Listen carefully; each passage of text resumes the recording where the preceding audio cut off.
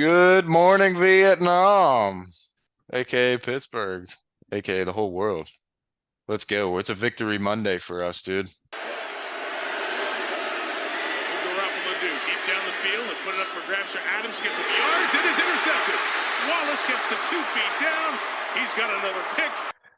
Yeah, man. I mean, I'll get more into our sports segment today, but whew, Kenny Pickett, he Yeah, made a leap, but I mean, I'm not ready to give him the crown just yet. I mean, that Raiders coach, man, that was like a questionable call going for it, or the not going for it on that 4th and like 3 play.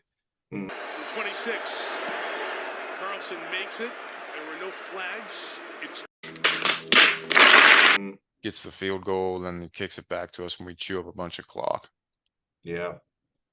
He overplayed his hand. I mean, he was not the best head coach when he was at Denver, that Josh McDaniels, and I don't know. They tried to get the Patriots all back together with Tom Brady being an owner, Josh McDaniels, Jimmy G, but I don't think it's going to work. Yeah, I mean, I don't think he's that Josh McDaniels that was on New England. It's like he had a squad there. It's like he had Tom Brady, but I haven't seen anything that's like makes me say Josh McDaniels is anything great. No, you know what is great about the Raiders though? What's that? Their owner. Have you ever seen a picture of him? He's got that fucking bowl cut, Mark Davis. Huh? Yeah, I did see him.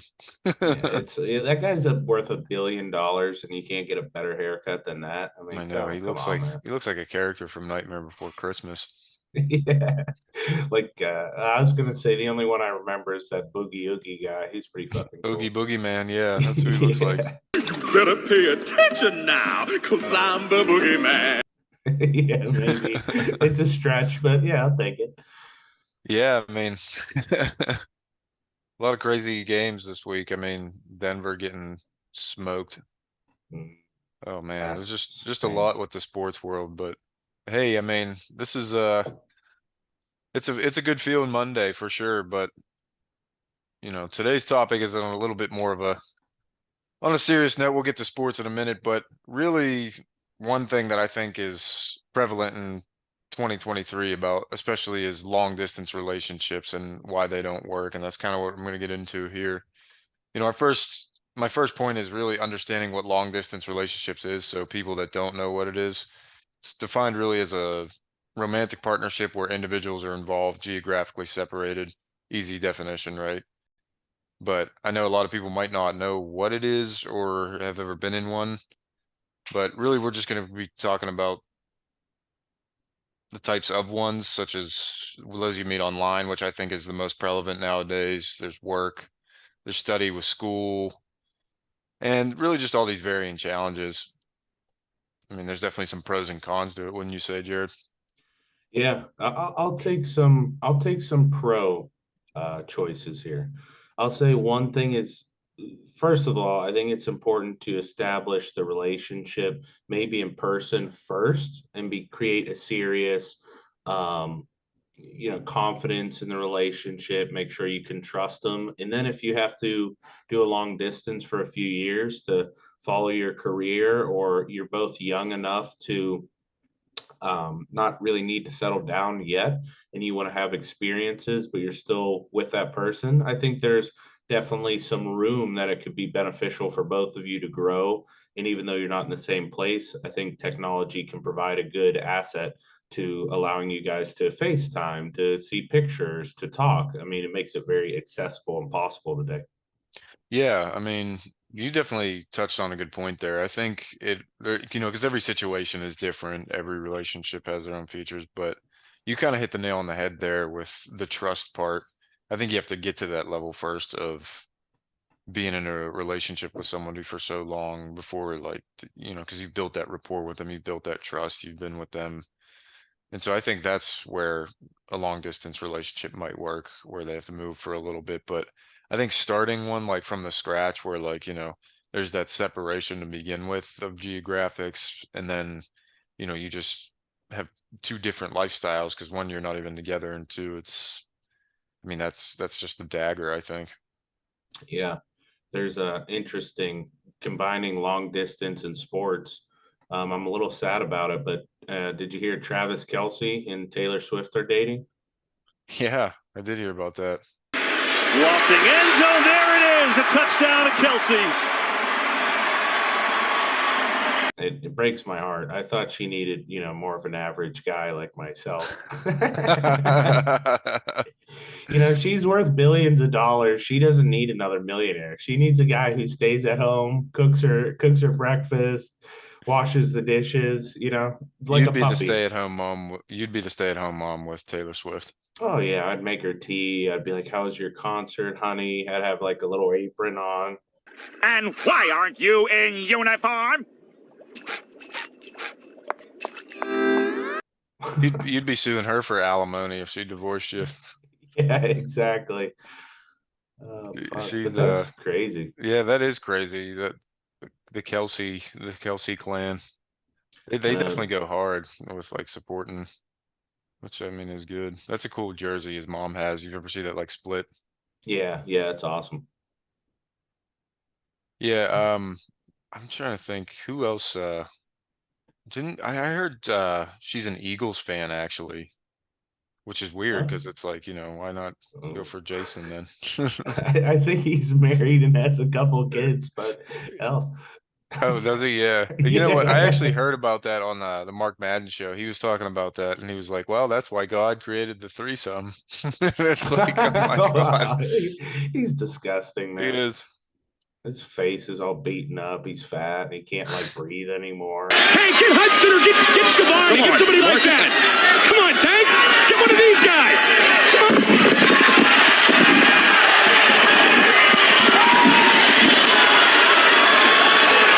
I met Uh, him actually in real life. I have a picture of him, a selfie. He's okay. I mean, he's definitely not the greatest looking, but he definitely tells it like it is. yeah, I think when you're that ugly, the only thing you have is like to be just raw and angry at the world. I get it. Oh man, Double M, the Super G, super Yes, genius. sir. Yeah, I mean. Supposedly. Yeah, if anything, I'd be surprised if he got any relationship, speaking of long distance. Well, his gut is a pretty long distance. So Oh man, you got it out for poor Mark. we're spicy tonight, man. I'm feeling it. Let's fucking Yeah, go. fired up, man. Getting the energy going. I like Yeah. this. We need that because, this is really an awareness, I think, of talking about the difficulties of long distance relationship. I mean, I have a stat here. The number of people involved in long distance relationships today is over the years, according to a stat by Statista, it was done in 2020, approximately 14 million couples in the United States consider themselves to be in long distance relationships. 14 million, that's crazy. That's like the way of the world, though, I guess. It's the digital age. I don't know. Yeah. No, that's a really wild stat. And what's super interesting, it might or might not tell, but I'm sure the percentage of online or long distance relationships have skyrocketed, like compared to the boomer generation, the X, and like our grandparents. I'm sure ours, I don't know what the stat is, but probably like 1 out of 3 or 1 out of 4. So that long distance relationship stats increasing pretty much exponentially as the online world continues to grow. Yeah, it's like the digitally disconnected, like we talked about in our one episode Hmm. of that's like it's challenging, man. I mean, there's that emotional toll, there's that difference in communication, other obstacles like the distance. It's just a lot of these problems I think really arise in these kind of situationships. That seems to be a lot of the world too. I mean, dating is tough as it is getting to know people these days, but I think mixing a long distance is just like no bueno. I mean, you've been in a long distance before and so have I, and it's just like there's that communication breakdown and there's just like that whole distance of not to mention the expenses Hmm. and all Oh that yeah. add up, the gas, the airfare. I It's would tough. I would suggest this of like if somebody is in a long distance relationship, I would say texting's great here and there, but I think you need to set time if it's an hour, 2 hours, or just give the other person a set amount of time to FaceTime. I think that's the best you're going to get. Clear your schedule and just make it important. We understand that life goes on and you have a lot of busy things going on, but for me personally, I think making it important to spend time with that person not only makes them feel better, it makes you feel better, and it really has that grasp of a relationship. When you're talking with somebody every day, you still have that bond, but I know we talked about the physical intimacy, and I'll let you take that away.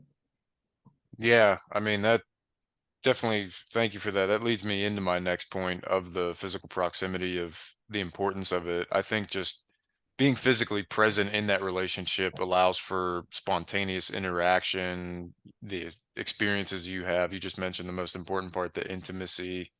I think it's just really, I mean, that's we're human nature, just hardwired. It's like we want to be with the person that we love or care about. We want to like be able to see you face to face and not through a screen and like touch you. No, I agree. Like We're see. really just like a grade above chimps. I mean, we need that physical touch. And they say communication is more than just words. It's how you say words. It's physical. It's eye contact. It's how you move, your stature. So there's a lot that goes into seeing if there's chemistry. And one thing too about being together is you start to get with each other in situations and see each other more often. It's easy for me to FaceTime somebody once a week. I can have a shave, I can look great, I can be perceived as Mr. Perfect. And then in the back I got dirty dishes, dirty underwear, there's flies in my bed. So it's kind of like you can give off that perception. Definitely in person is way better, in my opinion. Oh yeah. I mean, just that spontaneousness, that physical, I can see if you're mad or sad or even if there is an Right. issue, it's like I can see that. I can't really tell that through a text or sometimes even a video or a phone call. So yeah, I I mean agree. that's the shared experiences part. It's like, yeah, I mean I don't want to just be able to like talk to you through a camera all day. I want to go and like catch a movie with her, go to a show or a concert or somewhere. Yeah, I More fun. agree. That's just how we're hardwired. I think that's why a lot of people have social problems and it's a little bit awkward. And I want to, you brought up a good point about situationships. That's also what's very difficult is okay, so say you've been talking to somebody for a year and you have that long distance relationship. You're always looking at that next shiny object. We're all just a bunch of chimps. And it's kind of like, oh, there's a hot guy, there's a hot girl, there's a hot guy. And you don't really appreciate the person you were with. I mean, I personally can't fall in love with a phone. So, Yeah, I mean, and I think it's way easier too when it's long distance because okay, they're not even in the same state or they're not even around me, so I might be able to get away with it more. right, Whereas if they're physically there, it might say like, well, maybe not, right. since they're right there with me. And I mean, Yeah. there's just that emotional detachment that comes with it, right? Um, Physical closeness, it just leads to the absence of it really just leads to feeling of loneliness, in my opinion. And just, I don't know, it's just, you miss out on those moments Yeah, we're where it we're could be. hardwired that way. I mean, physical touch, a hug, a kiss, touching each other's hands, something like that. I mean, it goes a long way. It really like I don't know the science behind it, but it pumps up your dopamine, gets your heart racing. It makes you feel like a human again. I think we keep getting attached to technology because it's a shiny toy. There's a lot of colors, this, that. Oh, we're all confused, and it's like at a certain point it's all empty. Let's lower our standards. Let's get with somebody who's realistic. Let's actually have chemistry. Let's get out there. Let's be honest with people. Let's be vulnerable, and let's uh, just slow it down a little bit.